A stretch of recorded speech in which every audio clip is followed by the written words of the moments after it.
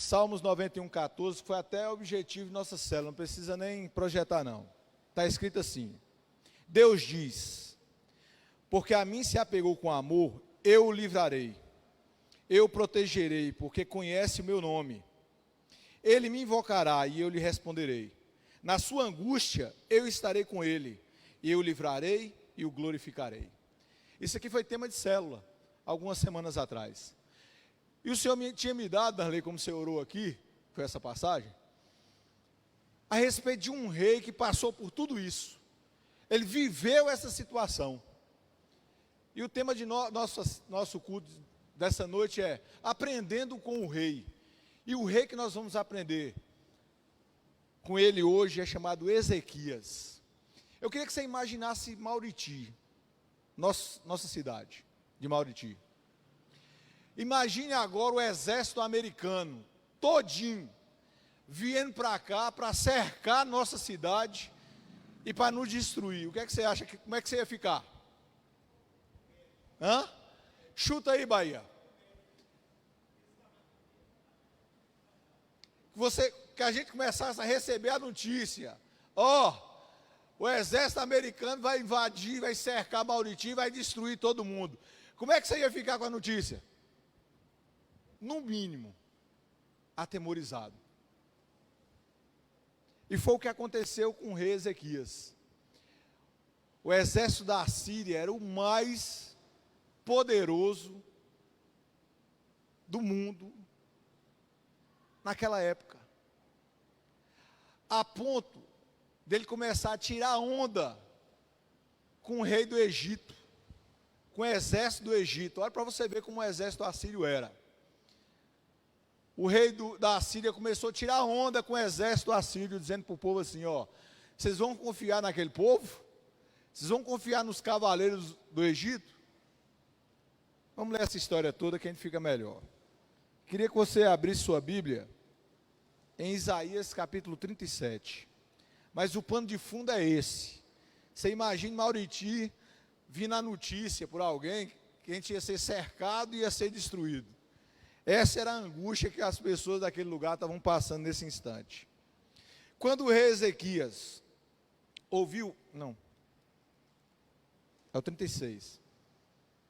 No 14º ano do rei de Ezequias, Senequeribe, o rei da Assíria, atacou todas as cidades fortificadas de Judá e as conquistou. O rei da Assíria, que estava em Laquis, enviou Rabsaque com um grande exército a Jerusalém, ao rei Ezequias. Ele parou na extremidade do aqueduto do tanque superior, junto ao caminho do campo do lavadeiro. Quem saiu ao encontro dele foram Eliaquim, filho de Uquias, o responsável pelo palácio, Sebna, o escrivão, e Joá, filho de Asaf, o cronista. Para você ter uma ideia, ele já mandou um servo dele, o rei da Assíria, mandou um servo e um exército junto com ele. Todas as cidades de Judá fortificadas foram destruídas por esse exército. E esse exército estava marchando para Jerusalém. Como era de costume na época, que vocês veem em filmes antigos, as pessoas mandam emissários para ver o que se negocia, ver o que acontece. Então é essa situação que está acontecendo agora. O rei de Israel mandou 3 pessoas para ir lá conversar com o responsável pelo exército da Síria. Olhe que não era nem o rei que tinha vindo, era um servo junto com um exército, uma pequena fração do exército da Síria, e já tinha conquistado todas as cidades fortificadas de Judá. Por que você está falando isso? Para você entender como é que era o poder desse exército e como é que eles estavam vindo para marchar contra Jerusalém. Rabsaque disse: digam a Ezequias, que é o rei, assim diz o grande rei, o rei da Síria, que confiança é essa que você tem? Bem posso dizer que o seu conselho e o seu poder para a guerra são meras palavras. Em quem você está confiando para que se rebele contra mim? Você confia nesse bordão de caniço esmagado, que é o Egito? Se alguém se apoiar no caniço, ele vai espetar e furar a mão. Assim é Faraó, o rei do Egito, para todos os que nele confiam. Mas se você me diz, confiamos no Senhor nosso Deus, eu pergunto, não é esse aquele cujos lugares altos e altares Ezequias removeu, dizendo a Judá e a Jerusalém, que deveriam adorar somente diante do altar em Jerusalém?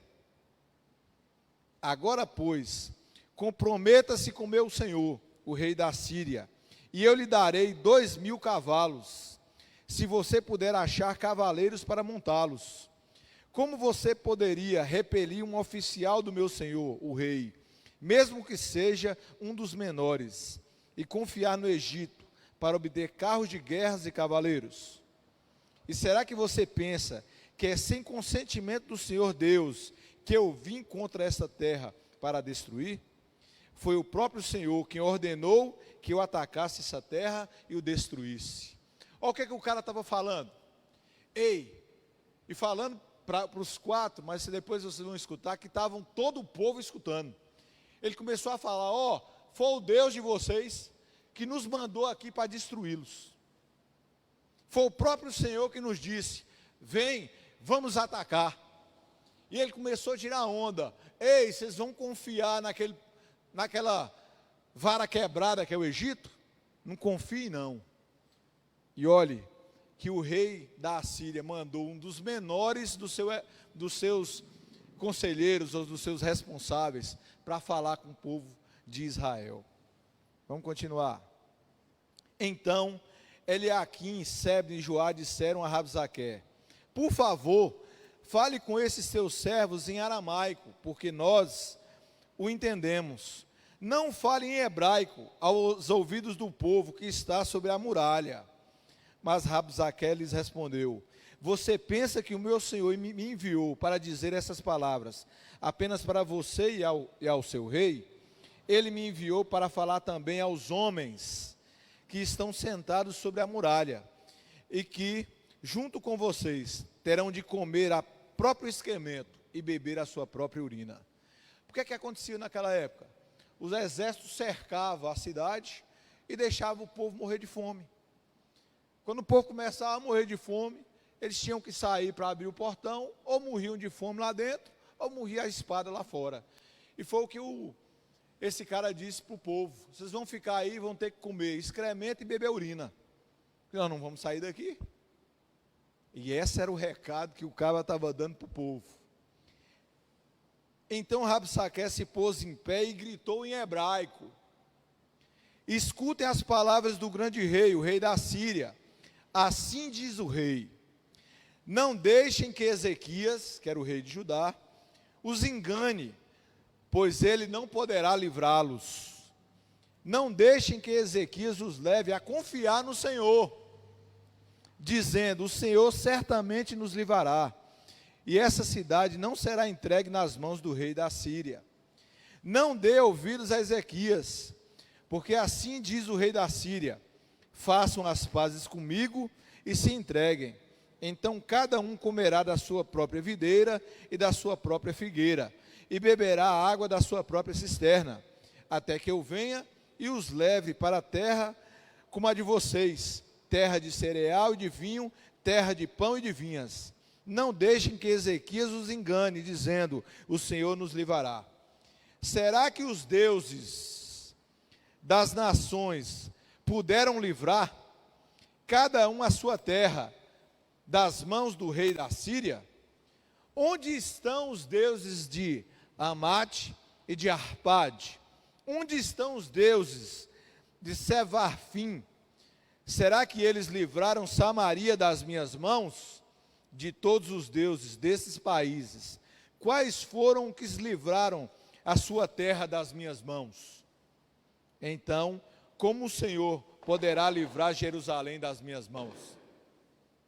Aqui o rei da Síria começou a meter os pés pelas mãos. Qual a proposta que ele deu para o rei e para a galera inteira? Se vocês saírem daí, O rei vai permitir que vocês fiquem um tempo. Vocês vão ficar aí com as suas vinhas, com as suas cisternas, mas vai chegar uma hora que o rei vai pegar todos vocês e levar para outras cidades, e espalharem vocês para o reino inteiro, e outras pessoas vão vir ocupar Jerusalém. Essa era a proposta. E aqui o cara começou a falar umas coisas. O Deus de tal cidade não permitiu e não foi capaz de evitar que destruísse. O rei da cidade B não foi capaz, o Deus não foi capaz de impedir que a gente destruísse. O Deus da cidade D, a gente chegou lá e ele também não foi capaz de impedir que a gente destruísse. Aí ele fez a pior besteira da vida dele. Ele disse assim: será que o Senhor de vocês vai ser capaz de impedir que eu destrua essa cidade? Olha a frase que o cara disse: será que o Deus de Israel, o Deus de Abraão, de Isaac e Jacó, vai ser capaz de impedir o Deus da Síria de invadir Jerusalém e destruir a cidade? Eles, porém, ficaram calados e não lhes responderam palavra, porque assim lhe havia ordenado o rei: não lhe respondam.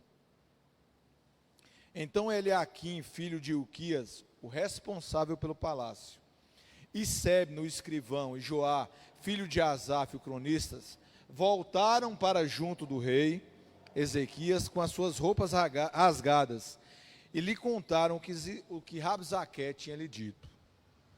Quando o rei Ezequias ouviu isto, rasgou as suas roupas, cobriu-se de pano de saco, e foi para a igreja, e foi para a casa do Senhor. Então ele mandou que Eliaquim, o responsável pelo palácio, Sebna, o escrivão, e os anciãos dos sacerdotes, todos vestidos de panos de saco, fossem falar com o profeta Isaías, filho de Amós.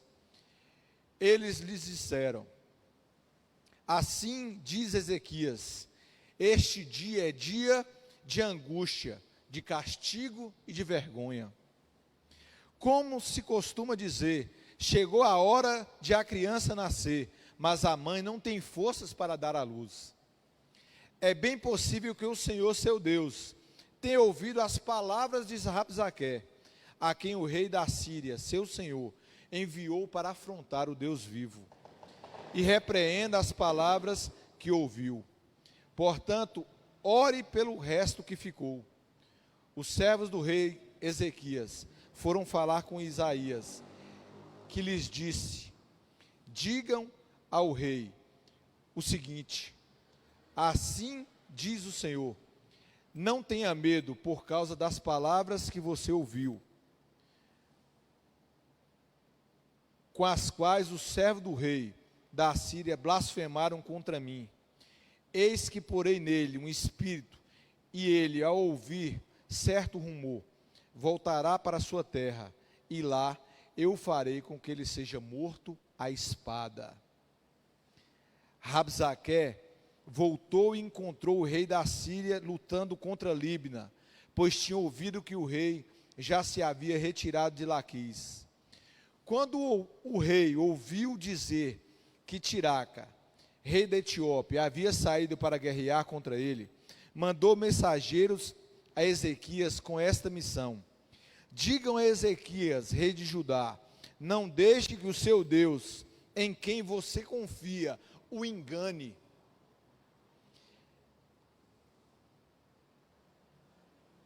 Ao dizer: Jerusalém não ser entregue nas mãos do rei da Síria.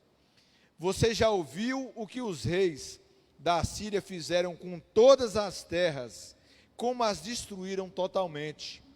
E você pensa que poderá escapar? Será que os deuses das nações livraram os povos que os meus pais destruíram?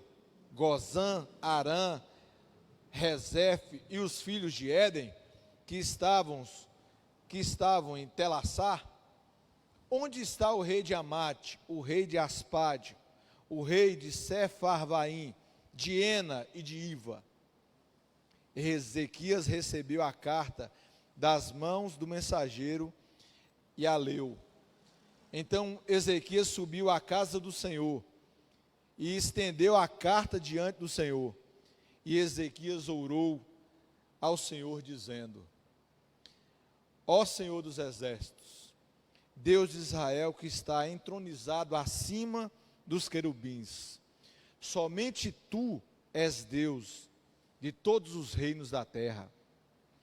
Tu fizeste os céus e a terra. Inclina, ó Senhor, os ouvidos e ouve. Abre, Senhor, os olhos e vê. Ouve todas as palavras de Senaqueribe, as quais ele enviou para afrontar o Deus vivo. É verdade, Senhor, que os reis da Assíria assolaram todos os países e suas terras.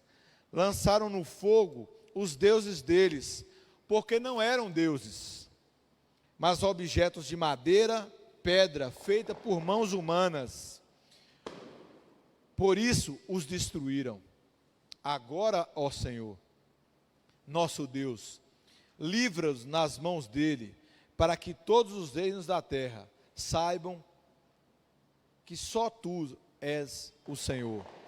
Pula para o 37, versículo 36 agora. Isso é o desfecho. Tem umas historinhas no meio que você chegar em casa vocês leem, mas olha o desfecho dessa historinha todinha.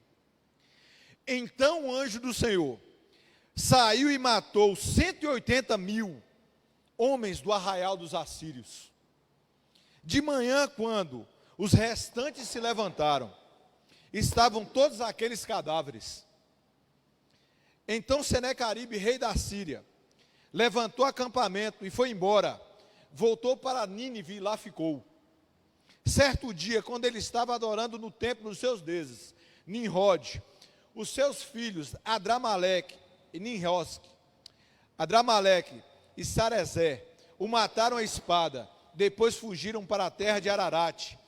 E Esar-Adom, filho de Senaqueribe, reinou em seu lugar. Amém? Mas o que foi que aconteceu nessa parada todinha aí? O cara afrontou o Deus de Abraão, de Isaac e de Jacó. Disse para o rei: ei, não deixe Deus te enganar. Não deixe o teu Deus te enganar, Ezequias, porque nós vamos invadir Jerusalém e nós vamos destruir essa cidade, como nós fizemos com todas as outras cidades. Todos os outros deuses não conseguiram conter a fúria do meu rei. Todos os deuses caíram, nós tocamos fogo em todos eles. Não deixe o teu Deus te enganar, Ezequias, enganar o teu povo, porque ele não é capaz de fazer com que a gente invada e destrua essa tua cidade. Falou besteira, falou ou não falou? E aqui é o tema nosso, aprendendo com o rei. Eu pedi para vocês imaginarem como aconteceu em Jerusalém naquela época. O exército americano sitiando Mauriti e dizendo que nós íamos comer fezes e beber urina. Foi o que o cara falou para eles: vocês vão comer fezes e beber urina se vocês continuarem aí dentro. E a mesma coisa do exército americano cercar Mauriti e diz: quem tiver aí, meu filho, se o rei não fizer as pazes com o meu rei, vocês depois se levarem cativos, nós vamos destruir aí tudo. E não confia no Deus de vocês não, viu? Porque nenhum Deus foi capaz de impedir a gente invadir e destruir. O que foi aprendendo com o rei? Eu pergunto para você, eles estavam vivendo um momento de aflição, sim ou não? O povo de Jerusalém estava vivendo um momento de angústia, sim ou não? De aperto? De desespero? Estava ou não estava? O rei de Israel, em vez de se desesperar, em vez de querer fazer aliança com o rei da Síria, em vez de buscar a ajuda do rei do Egito, ele foi para onde? Ele foi para a igreja. Ele foi para a casa do Senhor.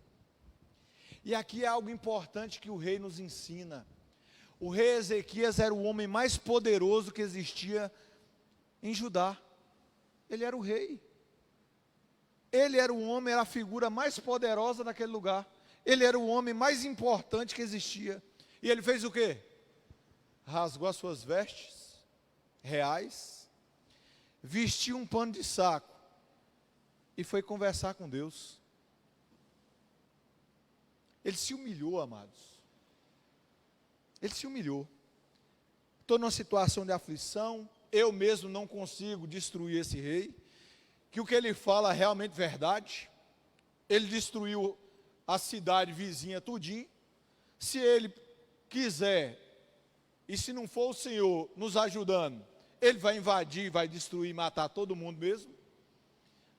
Mas eu vou clamar por quem? Porque as minhas forças já não têm mais condições. O rei sabia disso. Pelas minhas próprias forças, meu exército aqui não consegue fazer frente àquele exército que está lá fora. O que é que eu faço? Vou atrás de Deus. E aqui, algo importante para quando vocês começarem a ler a Bíblia. Essa historinha está em outros livros. Mas, Reis, Crônicas e os profetas contam a mesma história, com visões diferentes. Vamos lá. Quando fala em reis, a história é contada com a visão dentro do palácio. É o povo do palácio, é a visão do rei sobre um determinado evento. Quando vocês estiverem lendo Crônicas, é a visão do fato, da mesma história, mas com a visão do templo, dos sacerdotes. Quando você vê uma história, com a mesma história, contada pelos profetas, vocês estão vendo a visão de Deus.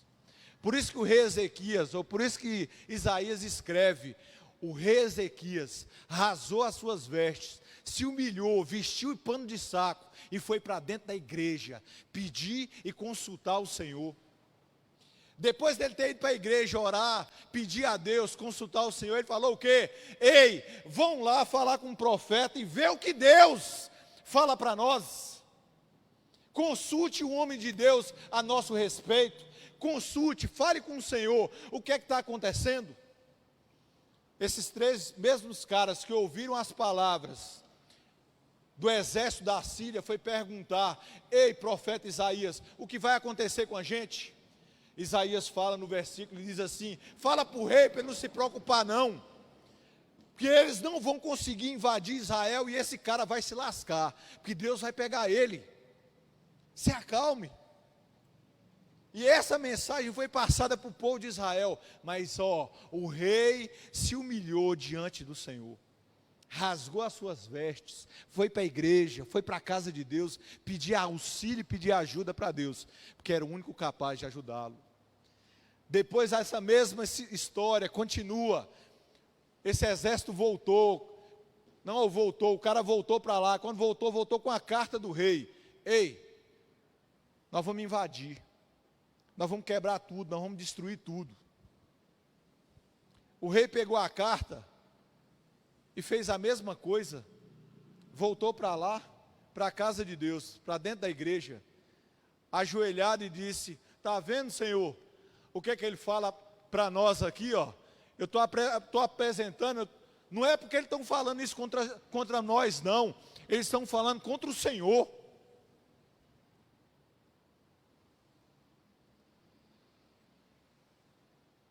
Olha o rei, rasgou suas vestes, vestiu um paninho de saco, pegou a cartinha que afrontava o Deus de Israel e levou para dentro da igreja. Ó Senhor, ó o que eles estão falando aqui, isso aqui não é contra nós não, isso aqui é contra o Senhor, está aqui,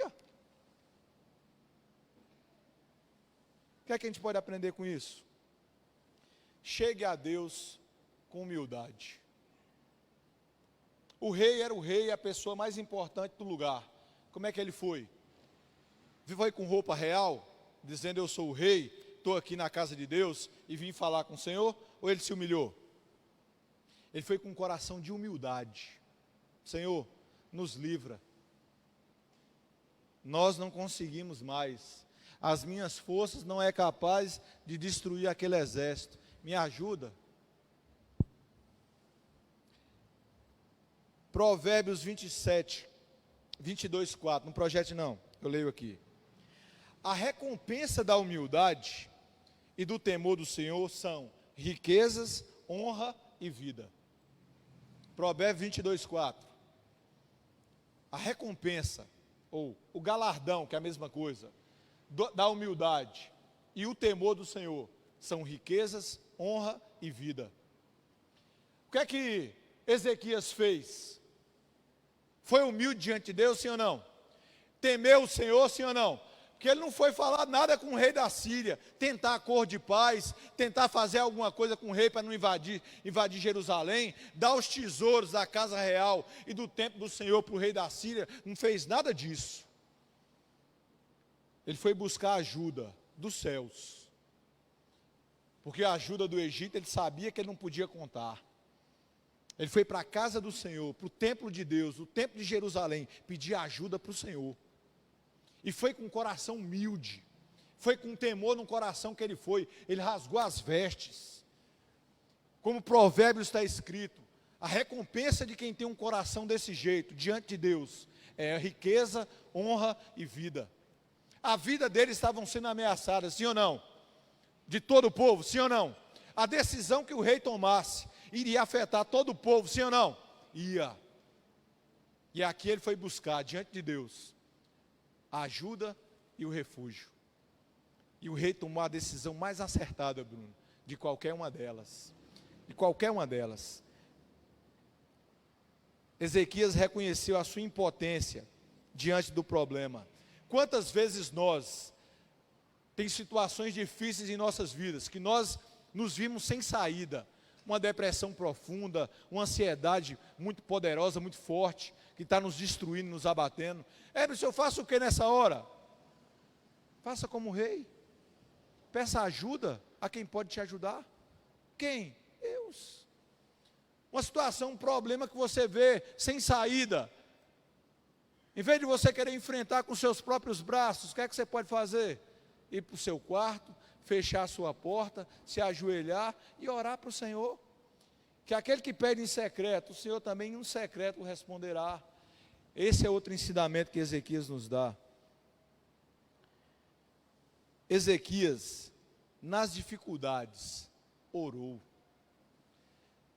Orar, amados, não é simplesmente jogar palavras ao vento. Mas Deus ouviu? Ouviu cada palavra. Olha o que o Senhor fala aqui em Provérbios, no Isaías mesmo.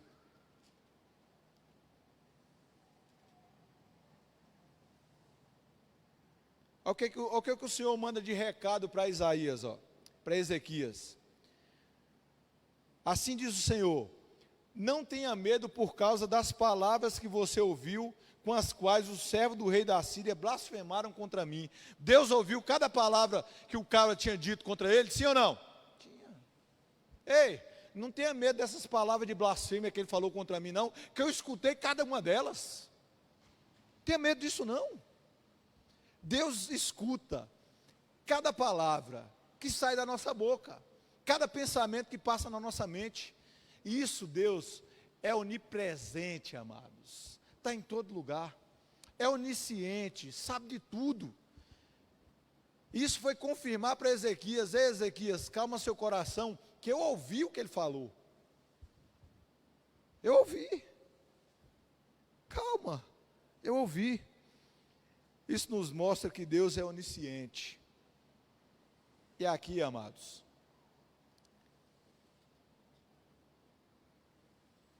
Ezequias não precisou fazer nada. Deus mandou quantos anjos?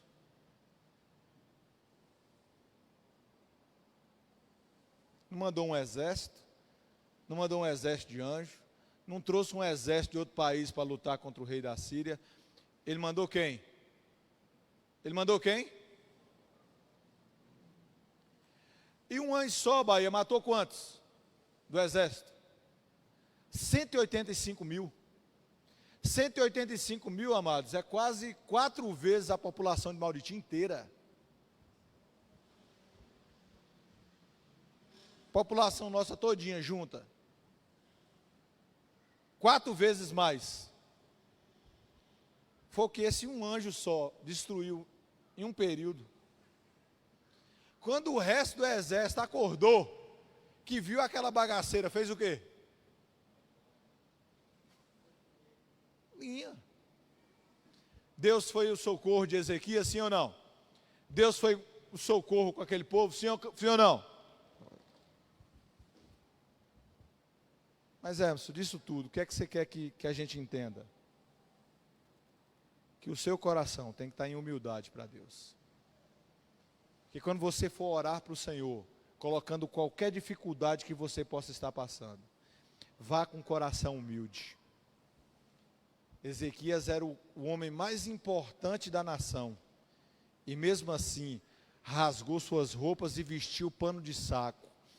Para o judeu, vestir pano de saco é se humilhar diante de outra pessoa ou diante do Senhor. O fato dele vestir um pano de saco e entrar na casa de Deus, todo o povo entendeu a mensagem. O rei está se humilhando diante do Senhor, porque só o Senhor pode nos livrar. E Deus fez o quê?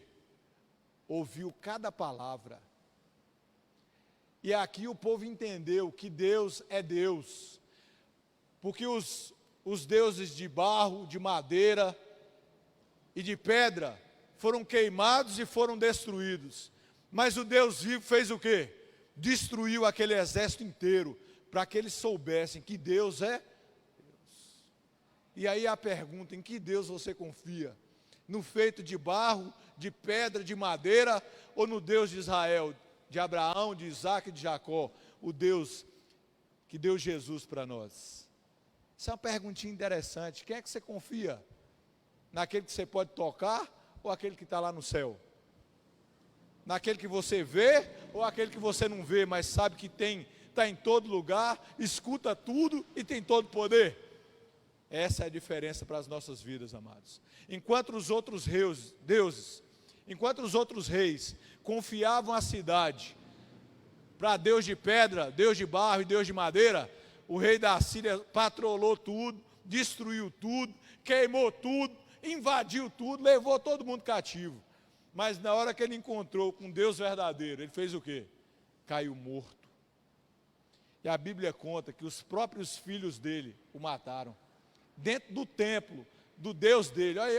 Olha como é, chega até a ser cômico essa história.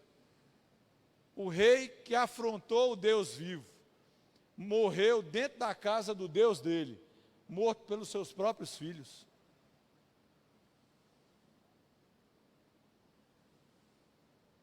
É demais, não é? O rei que afrontou Deus, morreu dentro da casa do Deus dele, morto pelos próprios filhos. Cadê o poder que o Deus dele tinha? Cadê o poder que o Deus que ele confiava tinha? Nenhum, é ou não é? E aqui eu vou ler de novo. Salmos 91, 14. Deus diz: porque a mim se apegou com amor, eu o livrei, eu o livrarei, eu o protegerei, porque conhece o meu nome. Ele me invocará, e eu lhe responderei. Na sua angústia, eu estarei com ele, e eu o livrarei e o glorificarei. Aconteceu isso com Ezequias, sim ou não? Todos esses que está escrito em Salmos, que a gente acabou de ler, aconteceu com o rei, sim ou não? E com a nação de Israel? Se aconteceu com o rei, que chegou para o Senhor, com amor, que conheceu o nome do Senhor, que buscou Deus no momento de angústia, se ele fez com o rei de Israel, ele também vai fazer com nós, porque Deus não faz acepção de pessoas. Da mesma forma que fez com o rei de Israel, com o Deus de Judá, vai fazer com a gente também, porque Deus é o mesmo, ontem, hoje e amanhã. O que é que a gente precisa fazer? Ter a mesma sabedoria do rei, que nos momentos de angústia, nos momentos de alegria, nós nos humilharmos diante do Senhor e orarmos a Ele pedindo auxílio, porque é dele que vem o auxílio, é dele que vem o poder, quando a nossa força do braço não consegue mais. Amém, amados? Pode ficar de pé.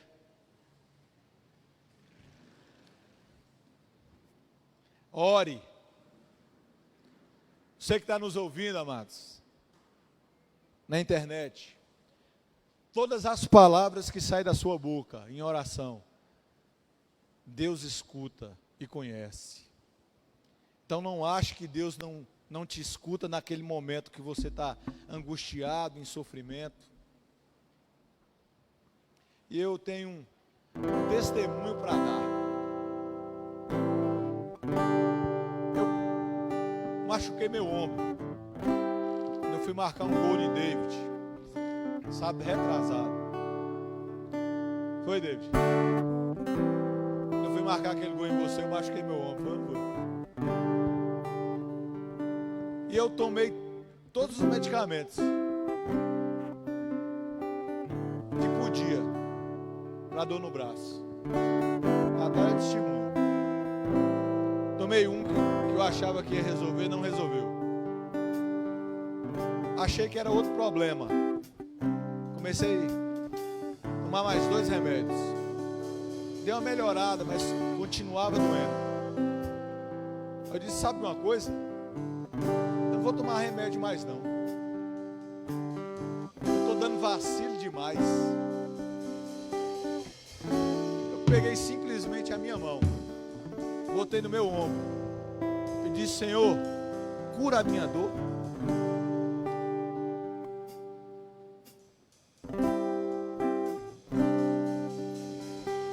No outro dia, cadê a dor? Depois eu olhei no espelho e disse, ô mané da várzea, por que você não orou antes? Por que você passou esse tempo todinho tomando remédio, sofrendo? Por que você não orou antes? Nos momentos de aflição, Deus escuta aquele que invoca o nome dele. E a minha oração foi só essa, Senhor, cura meu ombro, cura. E nos seus momentos, amados, de angústia, que eu não sei qual é, eu não sei qual é o seu momento de angústia, ou a sua angústia, ou o que você passa com uma angústia, eu não conheço, mas Deus conhece. E Ele vem dizer para você nessa noite que Ele é o teu Deus, em quem você pode confiar. Você não escutou essa palavra não? Deus manda dizer para você que é o teu Deus e que nele você pode confiar.